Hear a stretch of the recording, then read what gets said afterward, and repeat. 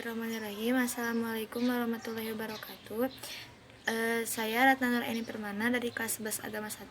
Saya akan menjelaskan tentang ide-ide 5 tokoh pembaharuan Islam di Timur Tengah. Yang pertama yaitu Muhammad Ali Pasha.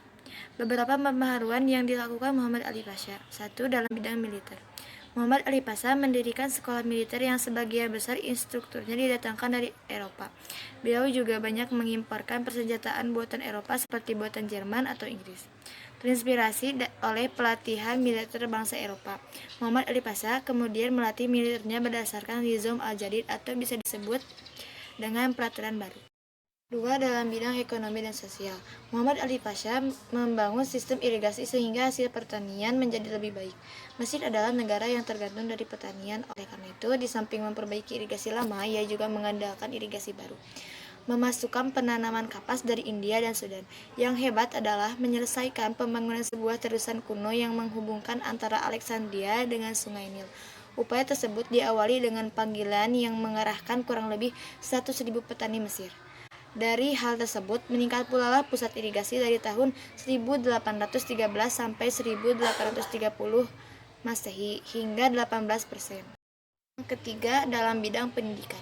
Muhammad Ali Pasha mendirikan beberapa sekolah, diantaranya sekolah militer, sekolah teknik, sekolah kedokteran, sekolah pertanian dan apoteker, sekolah pertambangan, dan sekolah penerjemah.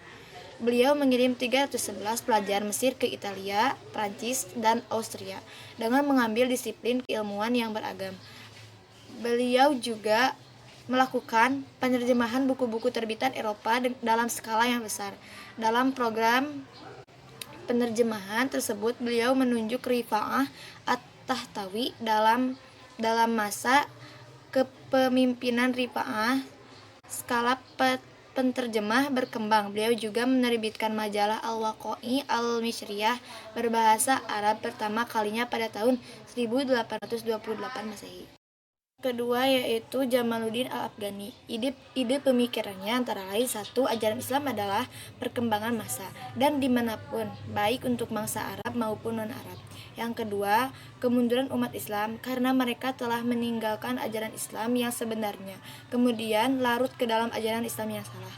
Yang ketiga, kemunduran umat Islam yang lain ialah karena adanya pemerintahan yang absolut dari raja-raja Islam.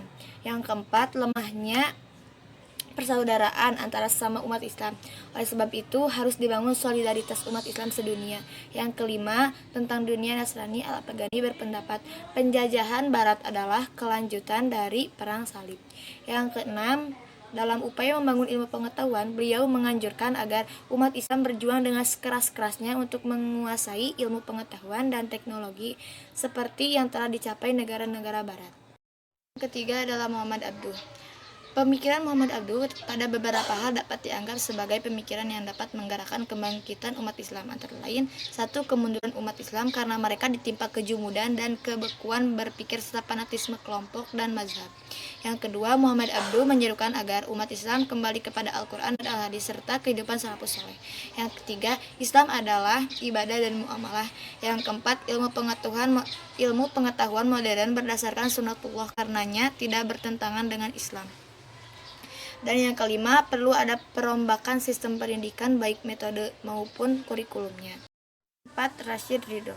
Di antara ide-ide pembaharuan Muhammad Rashid Ridho adalah: 1. Mengembangkan sikap aktif, kreatif, dan dinamis di kalangan umat. 2. Umat Islam harus mampu meninggalkan sikap kejumudan dan fatalisme. 3. Akal yang sehat dapat dipergunakan untuk menginterpretasikan ayat maupun hadis dengan kaidah-kaidah yang umum. 4. Umat Islam harus menguasai sains dan teknologi jika ingin maju. 5. Kemunduran umat Islam karena mereka banyak melakukan bid'ah dan khurafat yang masuk ke dalam ajaran agama Islam. Dan yang keenam, untuk mencapai kebahagiaan di dunia dan di akhirat diperoleh melalui hukum alam yang ditetapkan Allah. Terakhir adalah Muhammad Iqbal. Secara ringkas, ide-ide pembaharuan Muhammad Iqbal adalah: 1. Ijtihad mempunyai kedudukan penting dalam pembaharuan Islam dan pintu ijtihad tidak tertutup. 2. Kemunduran umat Islam disebabkan oleh kebekuan dalam berpikir. 3. Perhatian yang berlebihan terhadap zuhud membuat masyarakat tidak atau kurang memperhatikan masalah-masalah dunia dan kemasyarakatan. 4. Umat Islam harus menguasai sains dan teknologi yang dimiliki Barat. Mungkin cukup sekian yang dapat saya sampaikan. Mohon maaf apabila banyak kesalahan. Wabillahi taufiq wal hidayah. Wassalamualaikum warahmatullahi wabarakatuh.